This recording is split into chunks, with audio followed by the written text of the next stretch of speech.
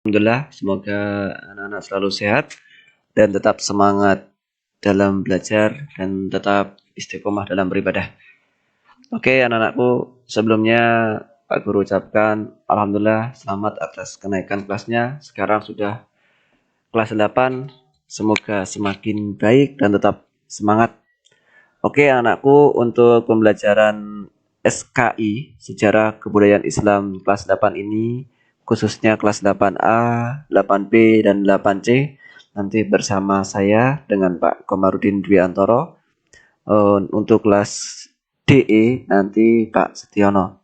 Oke, anak-anakku kelas 8A, BC. Untuk pembelajaran SKI pertemuan pertama, khususnya bab 1, nanti kita akan mempelajari tentang Daulah Abbasiyah, khususnya dalam membangun peradaban Islam. Oke, sebelum ke materi pembelajaran, anak-anak bisa memperhatikan itu kompetensi dasarnya apa saja, di mana anak-anak diharapkan untuk mengetahui semangat juang Islam dari proses berdirinya Daulah Abbasiyah, lalu diharapkan anak-anak mengetahui nilai-nilai keislaman dari perkembangan peradaban Islam pada masa Daulah Abbasiyah.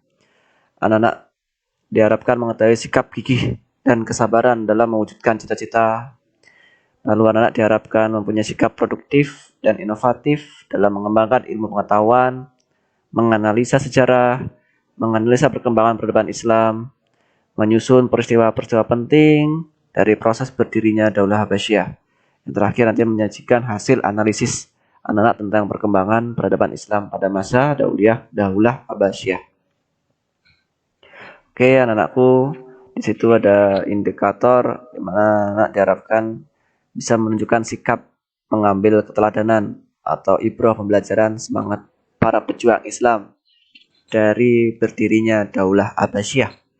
Lalu anak-anak menunjukkan dapat menghayati nilai-nilai keislaman dalam perkembangan Daulah Abbasiyah dan seterusnya. Di situ anak-anak mungkin bisa lihat sambil baca indikator apa saja yang perlu anak-anak pahami. Oke, anak-anakku, untuk peta konsep rencana pembelajaran bab 1 yaitu tentang Daulah Abbasiyah dalam membangun peradaban Islam, nanti rencananya di situ akan tentang penyampaian terbentuknya Daulah Abbasiyah, di mana ada faktor penyebab berakhirnya Daulah Umayyah, yaitu Umayyah itu sebelum Abbasiyah, lalu faktor pendukung berdirinya Daulah Abbasiyah. Terus yang kedua nanti tentang peradaban Islam di masa Daulah Abbasiyah, yaitu khalifahnya atau raja-rajanya pada masa Daulah Abbasiyah, lalu prestasi apa saja yang telah diukir oleh Daulah Abbasiyah dalam membangun peradaban. Oke, sebelumnya anak-anakku, mari kita mulai pembelajaran ini dulu dengan bacaan basmalah. Bismillahirrahmanirrahim. Oke, yang pertama di sini tentang berdirinya Daulah Abbasiyah. Sebelum berdirinya atau terbentuknya Daulah Abbasiyah, yaitu berdiri kerajaan atau khilafah Daulah Umayyah. Nah, jadi sebelum Abbasiyah ada Daulah Umayyah. Pada awal terbentuknya Daulah Umayyah mengalami masa kejayaan sekali, yaitu ada prestasi yang mampu dicapai pemerintah Daulah Umayyah. Itu berlangsung terakhir hingga pemerintahan Khalifah Al-Walid bin Abdul Malik.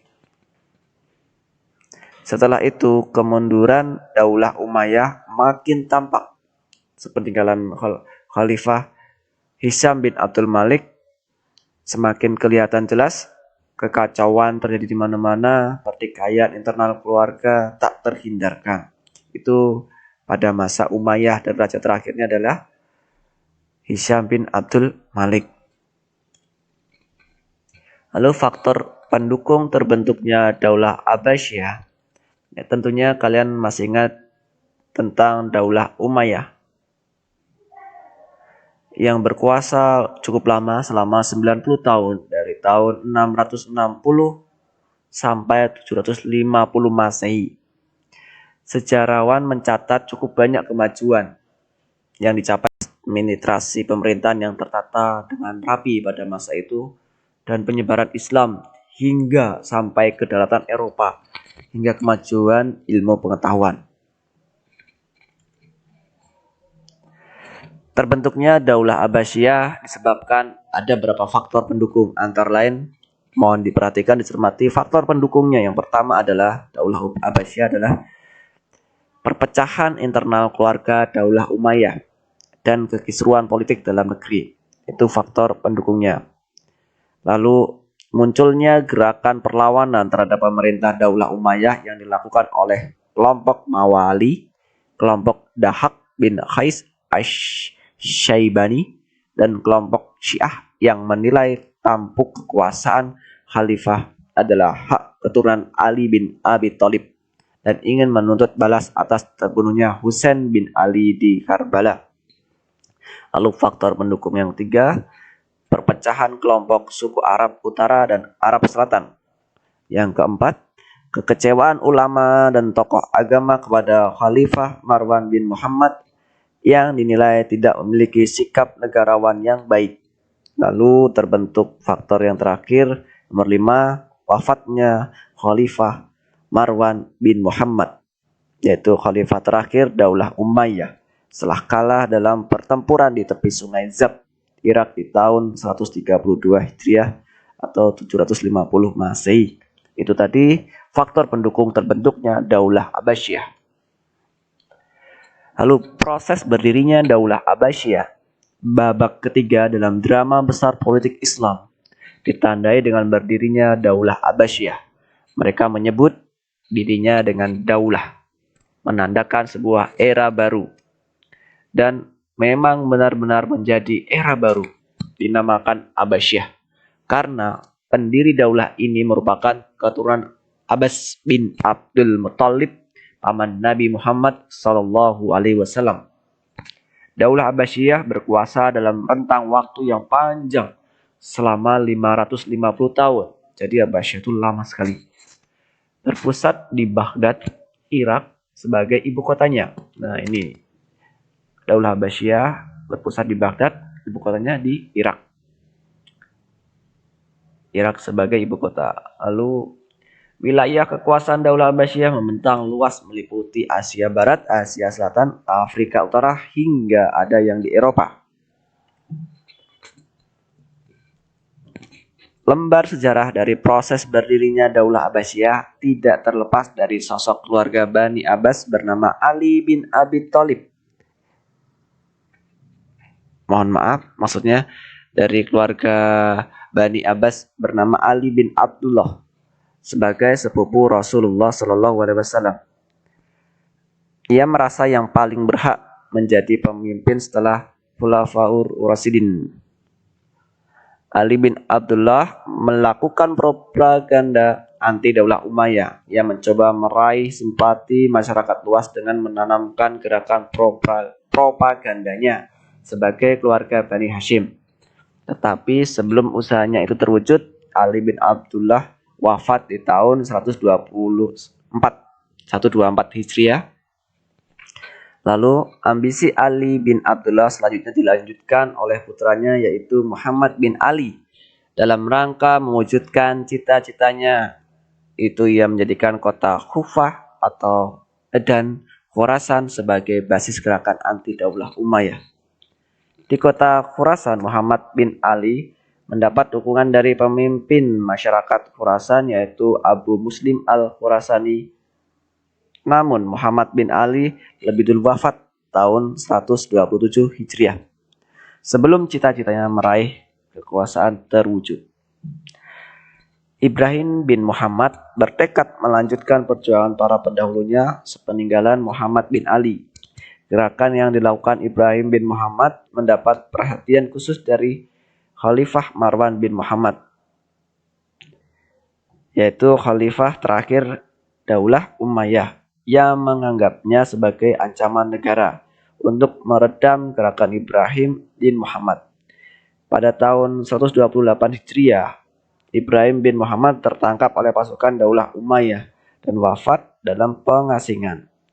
Wafatnya Ibrahim bin Muhammad membuat keluarga Bani Abbas semakin gencar dan Abu Ja'far al-Mansur melakukan penyerangan terhadap kota-kota penting Daulah Umayyah dan menguasainya.